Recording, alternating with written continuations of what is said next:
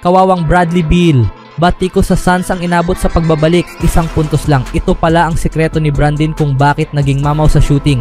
At ano ang ibig sabihin sa komento ni LeBron sa Curry-Butler duo?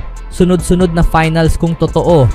Ngunit bago ang lahat, kung gusto nyo ng pangmatagalang basketball shoes, New Curry 12, mabibili lamang sa halagang $2,599.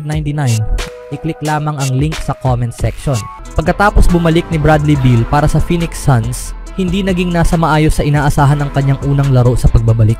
Sa loob ng 30 minutong aksyon, nagtala lamang siya ng 1 puntos, 4 na rebounds at 5 assists. Habang ang Suns ay nasa gitna ng labanan para sa play-in spot, lalo silang lumalayo rito. Bagamat si Kevin Durant ay opisyal nang hindi makakalaro ng kahit 1 linggo, si Beal naman ang inaasahang magbabalik. Kasunod ng pagkatalo sa Boston Celtics na may score na 1-3 to 1-0-3. Binuhos ng mga fans ang kanilang sama ng loob kay Beal. Halimbawa, isang fan ang nagpost ng Stephen A. Smith reference tungkol sa kanyang performance. Sa kahit anong paraan, tila masakit ang mga opinyon pero may katwiran din, lalo na sa kasalukuyang estado ng season. Ang Suns ay may record na 35-42 at naranasan ang kanilang unang malilimutang season mula pa noong 2019 to 2020. Ang pagbuo ng Big Three ni Beal, Durant at Devin Booker ay inakalang solusyon sa mga problema ng Phoenix. Gayunpaman, naging masyado silang top-heavy at bihira silang sabay-sabay na nasa court. Kapag bumabalik ang isang star mula sa injury, ang isa naman ay nasusugatan. Yan ang naging paulit-ulit na kwento para sa Suns ngayong season. Anong masasabi niyo mga kaibigan sa team na ito? Sa nakikita, mabubuwag ang Big 3 na ito next season. Sa ibang balita naman, ipinamalas ng guard ng Warriors na si Brandon Podziemski ang kanyang pinakamagandang laro sa pinakaimportanteng yugto ng season. Mula Marso 18, nangunguna ang 22 taong gulang na guard sa buong NBA sa pinakamaraming naipasok na 3-pointers na may 34 ayon sa StatMuse, matapos makakuha ng 4 sa panalo ng Golden State na kontra Denver Nuggets nitong Sabado ng araw sa Chase Center. Sa kabila ng mga iniindang injury at paghihirap sa pagbuo ng shooting rhythm sa unang bahagi ng season, ibinunyag ng second-year guard ng Warriors ang mindset reset na naging susi ng kanyang muling pag-init sa 3-point shooting. Yeah, may mga magagaling akong tao sa paligid ko na talagang kinakausap ko tungkol dito. Inamin ni Podziemski kina Bob Fitzgerald at Kelena Azubuike ng NBC Sports Bay Area sa programang Warriors Post Game Live. Talagang pinag-aralan namin ang shooting base sa physics nito, kung paano gumagalaw ang katawan ko at mga bagay na makakatulong sa akin personally. Ako'y sinusubukang maging consistent at manatili sa kasalukuyan. Noong Biyernes rin ng araw, naitala ni Podziemski ang career best na 8 sa 10 mula sa 3-point range sa panalo ng Warriors kontra Los Angeles Lakers. Bagamat hindi niya naulit ang personal record sa shooting nitong Sabado, kahanga-hanga pa rin ang kanyang overall performance sa mga nagdaang linggo. Ang kanyang teammate na si Steph Curry, na may sarili ring mainit na laro kamakailan, ay may 32 3-pointers mula March 18th. 2 tres ang lead ni Podziemski.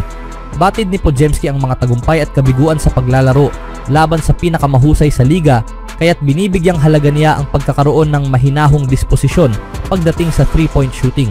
Paminsan, nakakapasok ka ng 2 o 3 sunod-sunod at na-e-excite ka, kaya napapabato ka ng masamang shooting o minamadali mo, dagdag ni Podziemski. Ako'y sinusubukang manatili sa kasalukuyan at nag-shoot ng isa lang sa bawat pagkakataon na para bang huling shot ko na iyon, at yun lang talaga ang pinagtutuunan ko ng pansin. Tulad ng sinabi ko sa inyo noong Nobyembre, habang nahihirapan ako, palagi kong naibabalik sa tamang porsyento ang shooting ko dahil alam ko kung gaano karaming oras at pagsisikap ang inilaan ko sa gym.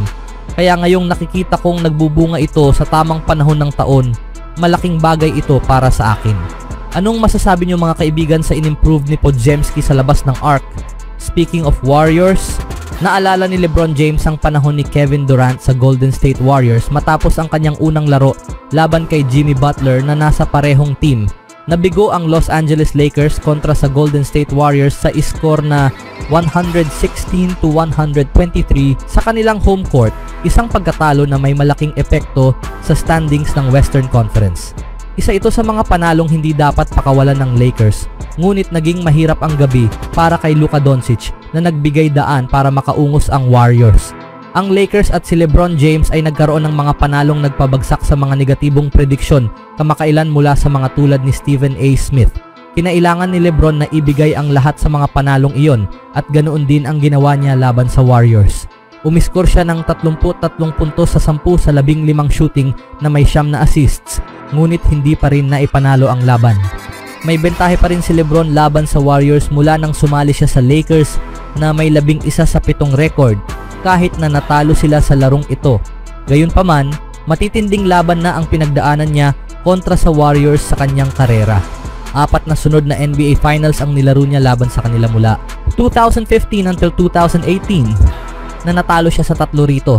Lumamang ang Warriors kontra sa Cleveland Cavaliers nang sumali si Kevin Durant sa Golden State matapos ang 2016 NBA Finals. Ngayon, habang nasa Warriors na rin si Jimmy Butler, hindi maiwasan ni LeBron na maalala ang nakaraan. Naalala ni LeBron James si Kevin Durant at ipinaliwanag kung gaano kadaling mag-integrate ang Warriors ng mga superstar. Kapag sabay na naglalaro sina Jimmy Butler at Stephen Curry, may 19-2 record for Warriors this season. Agad silang naging halos di matalo na kombinasyon na nagbibigay inspirasyon at ginhawa sa mga teammate nila. Ang seamless na chemistry nila ay kahalintulad noong madali ring na ipasok ng Warriors si Kevin Durant sa kanilang sistema noong 2016-17 season.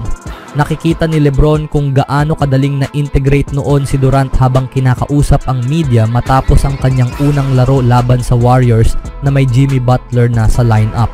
Sabi ni LeBron, "Naranasan ko na silang gumawa ng malalaking acquisitions para baguhin ang dynamics ng team nila noon. Nakalaban ko sila nang isama nila si Kevin Durant. Magaling si Jimmy Butler, nagdadala siya ng tapang, championship DNA, isang klase ng manlalaro na may panalo sa dugo. Pero ganun talaga palagi nilang naaayos, palagi silang nakakakuha ng isang manlalaro na nagdadagdag ng dinamismo sa kanila." Tahimik ang stats ni Butler sa laro na may 11 punto at 3 steals. Pero sino mang nakapanood ng laro ay alam kung gaano siya naging impactful, lalo na sa depensa. Ang 37 puntos na performance ni Curry ang pinakamalaking dahilan ng panalong ito. Gayunpaman, ang pagdaragdag kay Butler ay nagbigay sa Warriors ng mas adaptable at mas delikadong playoff team. Hindi kasing laki ng epekto ni Luka Doncic ang mid-season winning impact kumpara kay Jimmy Butler. Mas kahanga-hanga ang averages ni Luka Doncic na 26.8 points, 8.4 rebounds, at 7.9 assists while Jimmy Butler having 17.3 points, 6 rebounds, at 6.0 assists. Pero may malaking pagkakaiba sa kanilang epekto sa panalo. May 20-4 record for Warriors. Habang nasa rotation si Butler, habang 14-9 lang ang Lakers kasama si Doncic. Ang mga pagkatalo gaya ng laban kontra Warriors, kung saan maganda ang laro ni na LeBron at Austin Reeves, ay hindi dapat tinatanggap ng isang title contender. Mas mahirap ang adjustment ni Doncic kumpara kay Butler dahil sa magkaibang roles nila. Si Luka ay isang on-ball orchestrator na inaasahang maging pangunahing scorer at passer ng team. Si Butler naman ay isang secondary option na nagpapakumpleto sa mga kakulangan at isa ring maaasahang on-ball option kapag wala si Curry. Magkaiba ang mga papel nila. Hindi kayang gawin ng isa ang ginagawa ng isa't isa. Sa huli, ang mahalaga ay kung sino ang nakakapagpanalo. Panalo ngayon ang Warriors, pero mataas ang posibilidad na magtagpo muli ang dalawang koponan sa unang round ng playoffs bilang pang-4 at pang-5 spot sa matchup. Anong masasabi niyo mga kaibigan sa komento ni LeBron sa Curry-Butler duo?